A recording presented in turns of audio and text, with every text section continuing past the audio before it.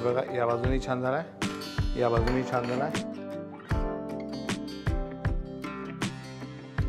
आणि ही कसुरी मेथीची पावडर.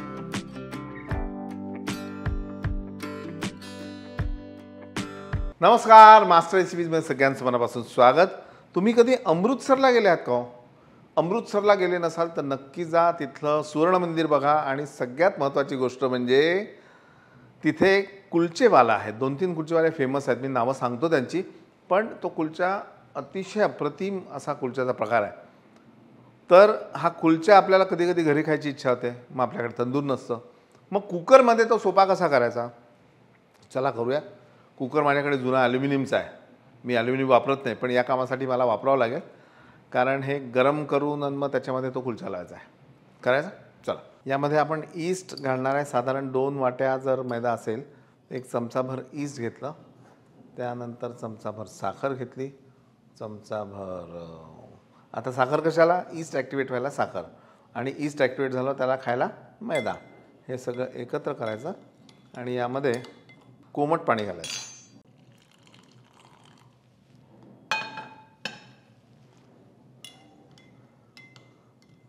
आता बघा, हे छान व्यवस्थित फुलून येईल 1-5 मिनिटात. ईस्ट नसेल तर काय करायचं, ईस्ट नसेल तर काय करायचं, आपण दही तर घालतोच आहे, पण त्याच्याबरोबर थोडंसं तुम्ही खाण्याचा सोडा घाला. म्हणजे सोडा घातल्यामुळे काय, तो गॅस फॉर्मेशन होतं आणि ते आपल्याला इच्छित जो हे पाहिजे, काय इफेक्ट हवा, तर तो मिळतो. ईस्टमुळे जास्त मजा येते अर्थात.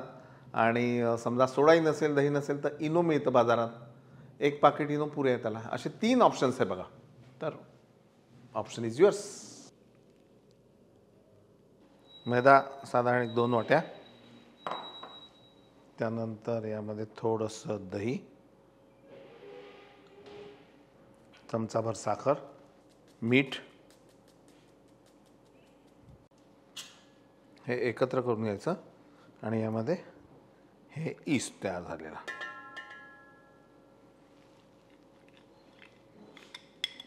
आणि हे भिजवताना सुद्धा शक्यतो कोमट पाणी वापरायचं.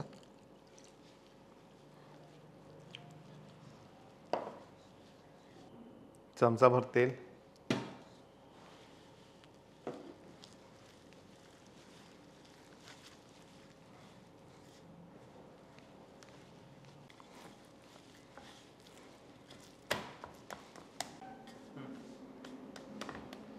याला 5-7 मिनटं आपण झाकून ठेवू आणि तोपर्यंत याचा मसाला बनवून घेऊ. एक मसाला आपण वाटून घेऊ. त्यामध्ये हिरवी मिरची, लसूण, आल्याचे तुकडे, जिरं, थोडे धने,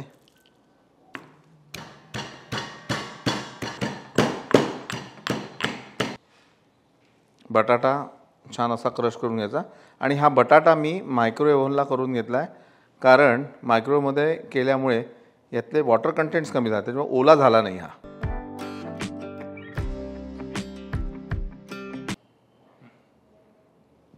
हा छान मसाला जो आपण बारीक करून ठेवला तो मसाला, थोडं मीठ, तिखट, लिंबाचा रस,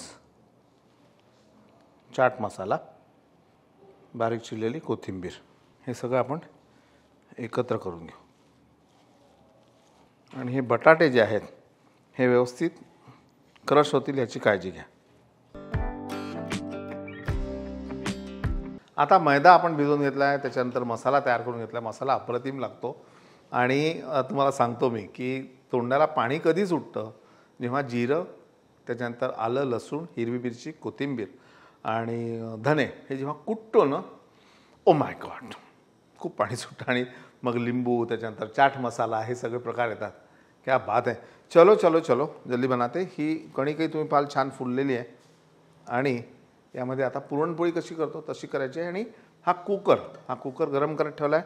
यामध्ये आपल्याला मिठाचं पाणी शिंपडायचं आहे. मीठ त्याच्यामध्ये पाणी घालून एकत्र घालायचं, ते शिंपडायचं.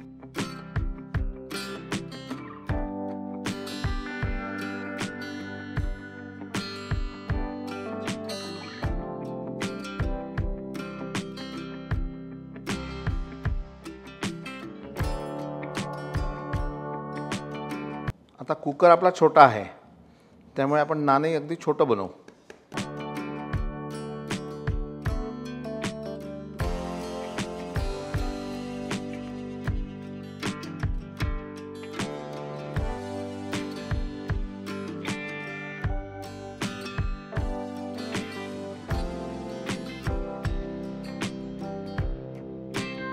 आणि त्यानंतर असं छान हाताने पसरवायचं. याला लाटणं लागत नाही.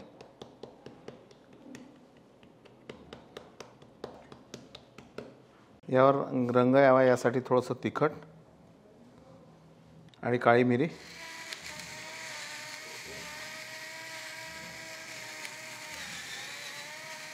हे कॉम्बिनेशन खूप छान लागतं.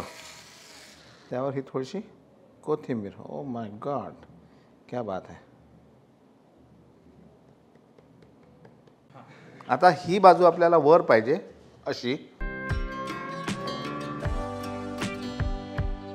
याला पुन्हा आपण थोडं मिठाचं पाणी लावू आणि शांतपणे हे बघा हे असं लावायचं.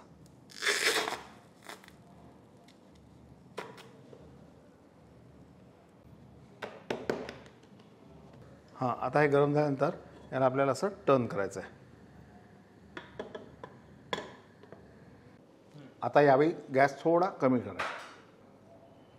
बघा तुम्ही किती छान ही फुललेली आहे. बघा तुम्ही किती छान ही फुललेली आहे. तरी ह्याच्यावर अजून छान असे ब्लॅक स्पॉट जर आले तर अजून मजा येईल. थोडा हे करू. आता गॅस मात्र आपण थोडासा मोठा करू.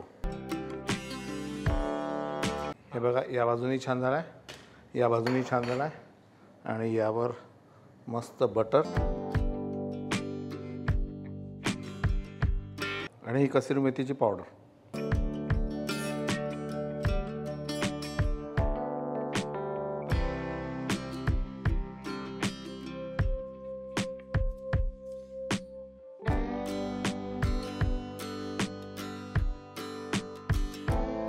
मी खरं सांगू का की मी स्वतःला थांबवू शकलो नाही हे खायला. कारण एवढं टेम्पटिंग आहे आणि हे जेव्हा गरम असतं तेव्हाच खाण्यात मजा असते. मी माझं काम करतो, तुम्ही तुमचं काम करा. म्हणजेच काय, रेसिपी परत बघा आणि घरी सगळ्यांना करून खाऊ घाला. बघा आमचे जोशी काका कसे खात आहेत. खूप छान, खूप छान ना. चला, तर ह्यात आमचं जोशी काका म्हणजे इथे सगळं त्यांच्या हातात असतं इकडला भाग रसोईचा आणि अशी मजा येते. आता चेतनलाही खाऊ घालतो.